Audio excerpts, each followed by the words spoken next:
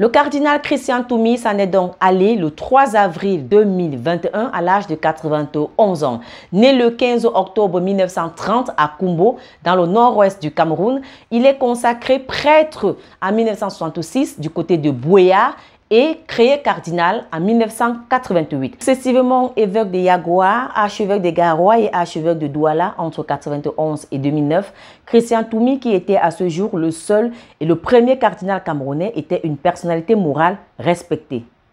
Je retiens de lui l'image d'un homme qui ne s'est jamais tu face aux injustices et considérait sa mission d'homme de Dieu comme étant indissociable de celle des aspirations du peuple. On l'a ainsi vu prendre position sur les grands sujets d'actualité politique. Et tout récemment encore, et bien qu'il soit en retraite, il n'a rien perdu de sa liberté de ton. Lui qui s'était pleinement engagé dans la résolution du conflit dans les régions anglophones du Cameroun. D'ailleurs, le gouvernement comme les groupes sécessionnistes le soupçonnaient mutuellement de défendre les intérêts du camp adverse.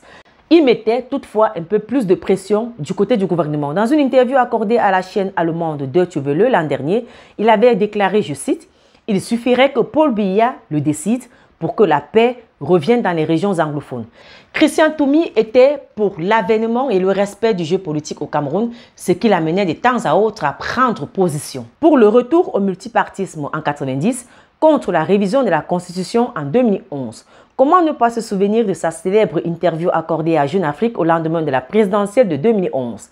Il disait alors « Le Cameroun n'est pas un royaume et Paul Biya n'est pas un empereur ». Il a aussi relevé les abus du commandement opérationnel dans la ville de Douala au début des années 2000. Le Cameroun est un état de droit et les exécutions extrajudiciaires ne peuvent y être tolérées.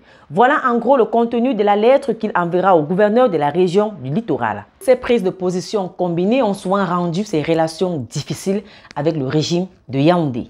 Le cardinal Christian Toumi reçoit le prix de l'intégrité décerné par Transparency International le 15 novembre 2011. En 2019, il reçoit de Kanfou Institute le prix Nelson Mandela pour la défense des droits des plus faibles. Alors vous, quel est votre avis? L'homme religieux doit-il prendre position ou bien il doit être neutre en ce qui concerne l'actualité politique? Mon avis, à moi, je pense simplement que l'homme religieux ne vit pas sur Mars et qu'il peut être amené à prendre position, mais toujours être du côté des plus faibles.